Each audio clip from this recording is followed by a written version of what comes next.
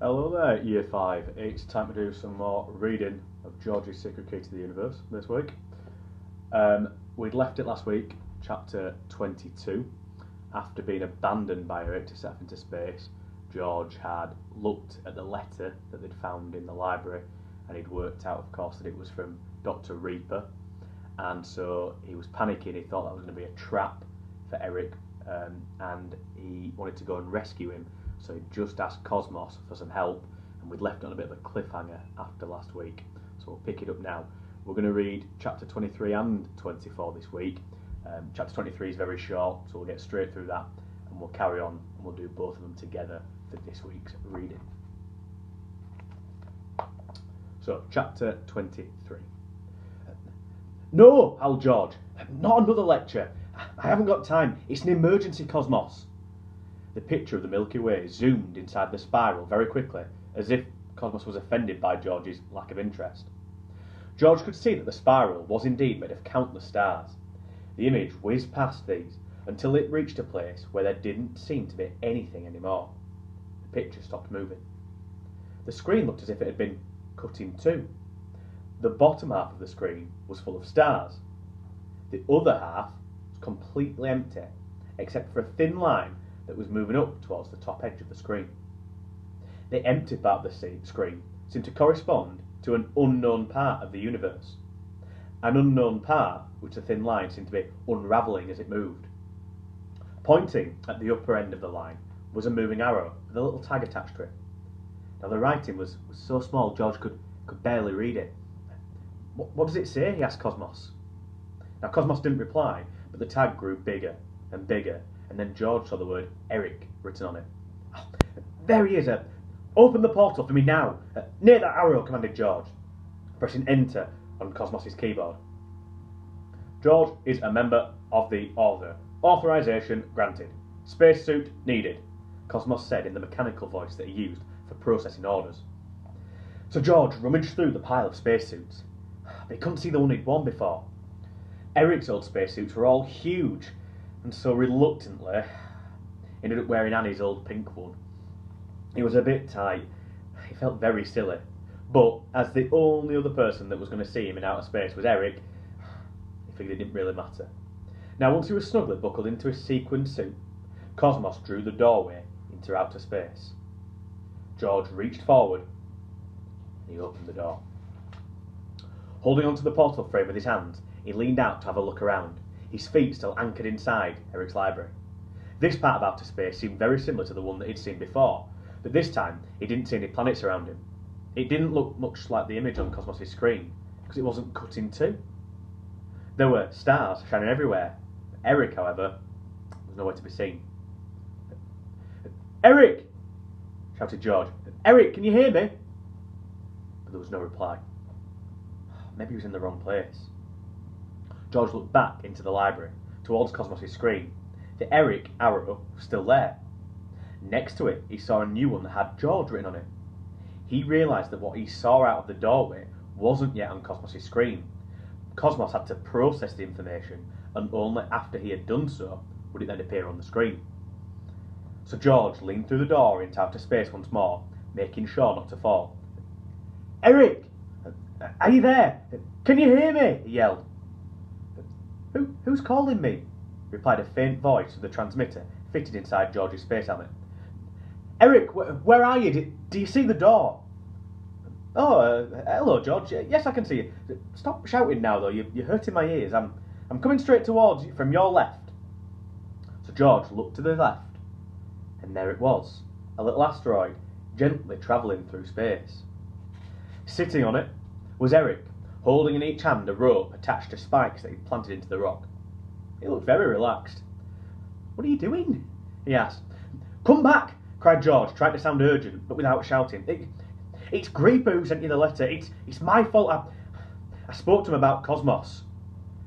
George, replied Eric firmly, right now I'm working, so we'll have to talk about this later. You definitely shouldn't have mentioned Cosmos to anyone. Close the portal, George, and go home. You don't understand, said George. Reaper is horrible. I know him. He's my teacher. It must be a trap. Come back now, please. Please. This morning, he asked me if you'd disappeared. That's enough, Now stop being silly. Look around. There's nothing dangerous at all, said Eric impatiently. Now go home and forget about Cosmos. I'm not sure I should have shown you my computer after all. George looked over at Eric's rock.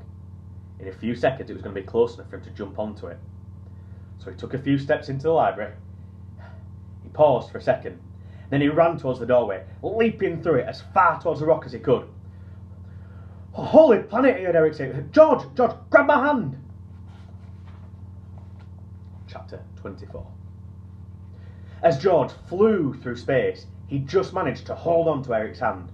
Eric hauled him onto the rock, sitting down beside him. Behind them, the doorway back into Eric's library vanished. George, are you crazy? If I hadn't caught your hand, you could have been lost in space forever, said Eric, sounding furious all over again. But, said George, silence! I'm sending you back, right now. No, shouted George. Listen to me, this is really important. What is? Said Eric, suddenly aware that there was something very wrong in George's voice. What is it, George? You have to come back with me, babbled George. I'm really sorry, and it's all my fault, but I told my teacher from school about Cosmos. I told Dr. Reaper, and then he sent you the letter about the planet. But before Eric could say anything, George rushed on. And then this morning, he asked me if he disappeared. He did, it's true. It's a trick, Eric. He's out to get you. Reaper? I see, said Eric. So the letter is from Graham. He's found me again. Graham? asked George, astonished. Yes, Graham Reaper, Eric replied calmly. We used to call him Grim. You know him? George gasped with shock underneath his space helmet. Well, yes I do. A long time ago, we used to work together. But we had an argument, which led to an awful accident. Reaper got very badly burned. And after that, he went off on his own. We stopped him being a member of the Order in the end because we were so worried about what he might get up to. But, do you know what he sent me in that letter, George? Oh, yeah, said George, remembering how Eric left without saying goodbye. Just another planet. Just another planet? George, you must be joking. The planet Graham told me about is one where humans could live. I've been looking for such a place for ages, and there it is. Pointing towards two little dots in front of him, one big and bright, the other smaller and less bright. Eric added, It's right there. The big bright dot there is a star. The smaller dot is the planet we're heading for. It doesn't actually shine on its own. It just reflects the light of its star, like the moon reflects the light of the sun at night. But Reaper is horrible, objected George, who really couldn't understand why Eric and Cosmos always had to be in lecturing mode in times of danger. He would never have given you the coordinates of that planet just like that. There must be a trick. Oh, come on, George, said Eric. You know that I can get Cosmos to open up the portal to take us home again any time I want. We're quite safe. Now, it's true that your teacher and I had differences in the past, but I expect he decided to put it all behind him and join in the efforts that we're making to explore and understand the universe. And I have installed new antennae on our helmets. We can now communicate with Cosmos, even if they get damaged. Why didn't you just ask Cosmos to send you there directly? Let's do just that. Let's get back to your library. Said Eric. We can't do that. Cosmos doesn't know what lies ahead of us, and that's my job, to go where the computers cannot. After I've been somewhere new, then we can use Cosmos to go there again, like you just did to find me here. But the first trip I always need to do myself. Are you sure it's safe? asked George. Positive, said Eric confidently. George and Eric fell silent for a few moments, and George did start to feel a bit better. He managed to stop thinking about Reaper and look around him to see where he was. In all his eagerness to warn Eric, he'd quite forgotten that he was once again on a rock in outer space. To be fair to Eric, everything around them seemed calm. They could see clearly in all directions, and the star with its planet was growing bigger and bigger as their rock approached it. But then something started to go wrong with the path of the rock. Just as George's comet had changed direction, when it flew past the giant planets and the Earth, their rock seemed to be switching course. But this time there didn't seem to be any planets around them. This rock was now heading in a completely different direction, away from the distant planet Eric so much wanted to see. What's going on? George asked Eric. I'm not sure, replied Eric. Look around and let me know if you see any place in the sky where there is no star.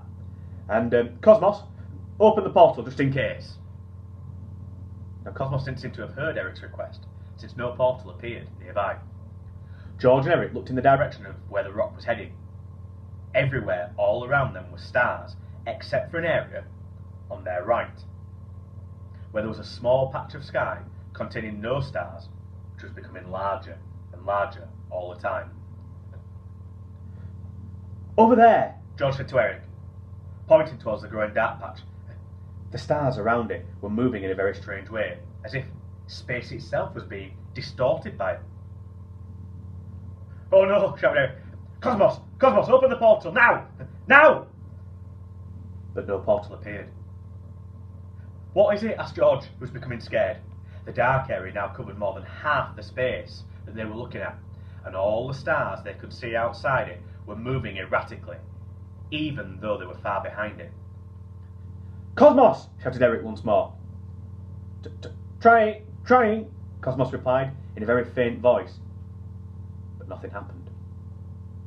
George's mind was starting to spin. In front of them, the dark area was becoming enormous. All the space around George and Eric was warped. And some dark patches started to appear on their left and their right. George could no longer tell up from down, left from right. All he knew for sure was that the dark patch was getting bigger and bigger from all sides, as if it wanted to eat them up. Cosmos! Hurry! Eric yelled. A very faint doorway started to appear in front of them. Eric grabbed George by the belt of his spacesuit and he threw him towards it. As he flew through, George saw Eric trying to reach it too. He was shouting something, but his voice was distorted. It was hard to make sense of it. And just before landing on Eric's library floor, just before the portal door shut and the view of outer space disappeared, George saw the dark patch engulf Eric entirely. And it was only then that he understood what Eric had been saying. Find my new book, Eric had shouted. Find my book on black holes. And that's the end of our reading for today.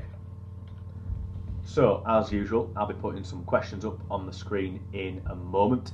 Because we've got 2 chapters in there, it's a bit of a longer extract, so you might want to watch it again, listen carefully, and have a go at those questions. Okay, best of luck with that, and I'll see you again for some more reading